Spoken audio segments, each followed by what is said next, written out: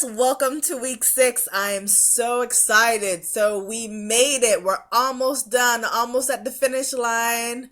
Giving good vibes to everyone so that we can complete this and be all very good accountants, right? Anyway, so what do we have due for this week? We have to do the week 6 class discussion.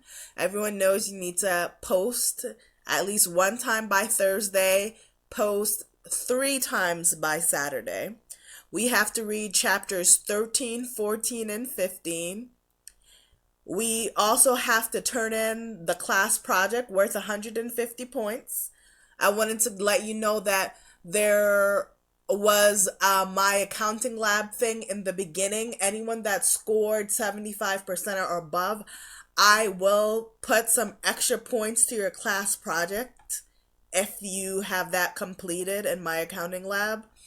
Also, I did give you guys an outline for the project, so if you guys have any questions, please make sure that you reach out to me. We also have our final quiz 3, that needs to be done.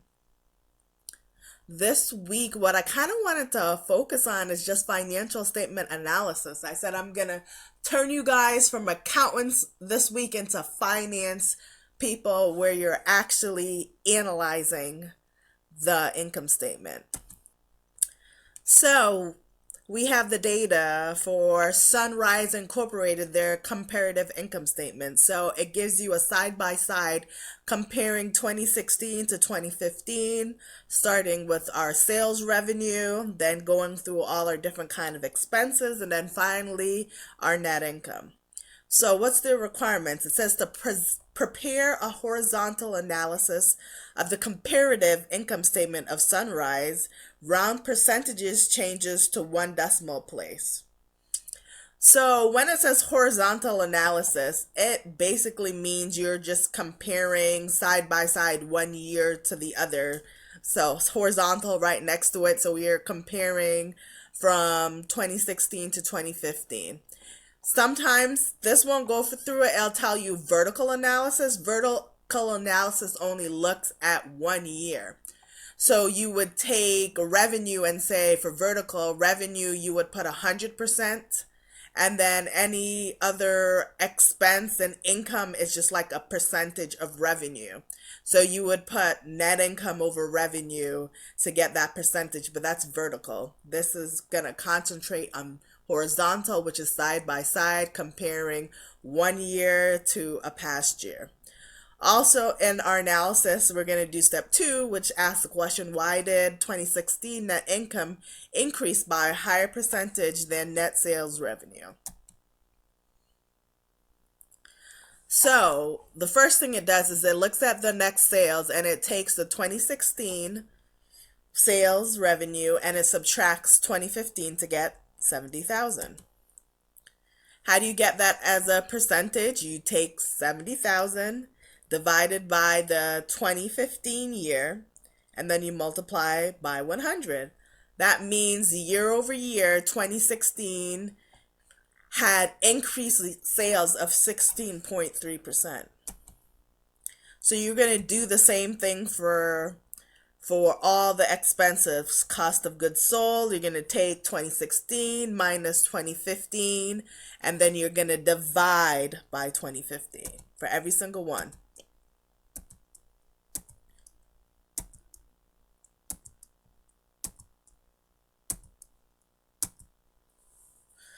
So you can see finally net income actually increased by 37.8%, even though our sales only increased by 16.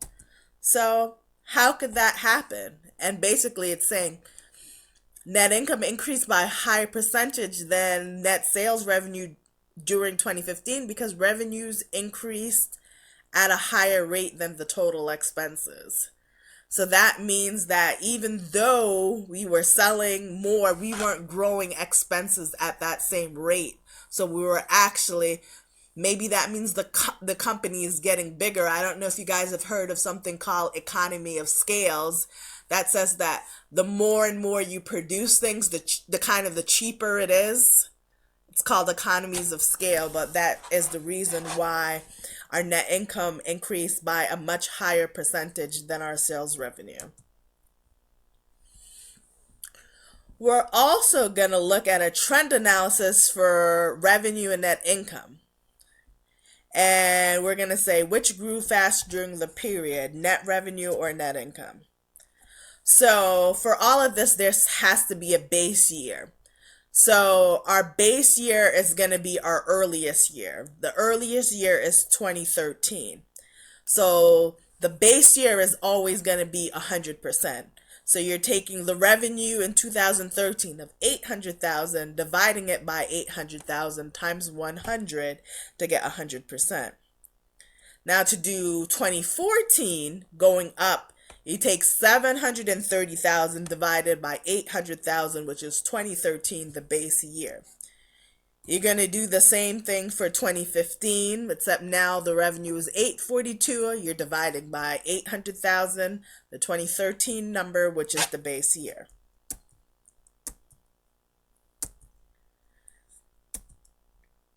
And you're going to do the same thing for the net income. You're using a similar trend, and you're just looking across the years how much like revenue. You can tell revenue is like 109% of what it was in 2013. It's kind of because you can see and say like 2014 we kind of took a dip, so it almost makes you wonder what happened in 2014. But it's always really good to look at things over a 5-year period.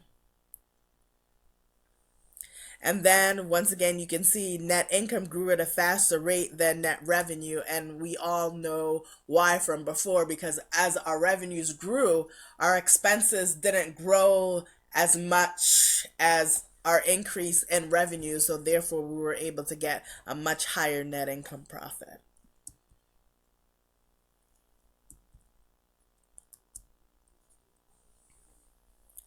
So we have this kind of data. This is Landmark Incorporated. We have current assets of 800,000. We have accumulated depreciation of 1.5. We have total liabilities of 1.2, preferred stock 0. Our debt ratio is 75%, and our current ratio is 1.2.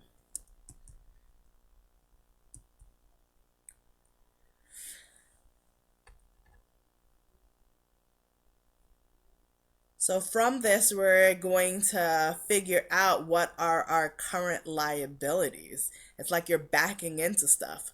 So we actually know that for the current ratio, it's actually the current ratio equals current assets over current liabilities. But you can, in this thing, solve for current liabilities. And when you solve for current liabilities, you change the equation to current liabilities equals current assets divided by the current ratio. When you do that, you're actually able to back into what the current liabilities are.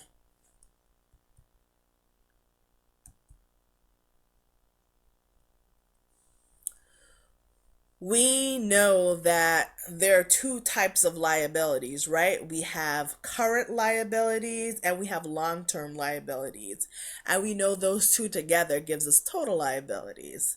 Doing the same thing, we're just rearranging the equation saying, well, we know what the total liabilities are and we know what the current liabilities are. So we're going to back into that long-term liability number.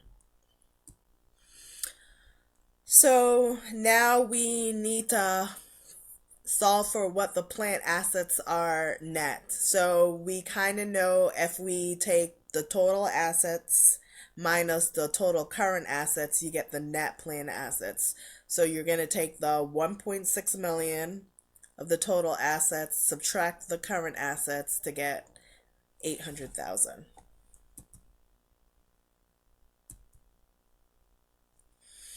And then, of course, using that information, we know the net assets is 800,000. We know from before that the accumulated depreciation is 1.5. So we know the plant assets before the accumulated depreciation is 2.3 million.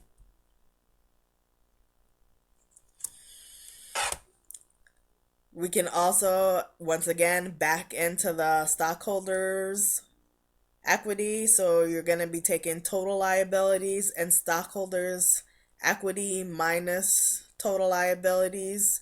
We know that it's 1.6.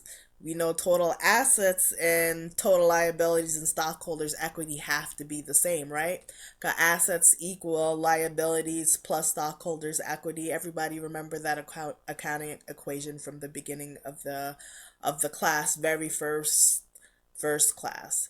So we have the 1.6 minus the 1.2 that we had from above, and so you know that stockholders' equity is 400,000.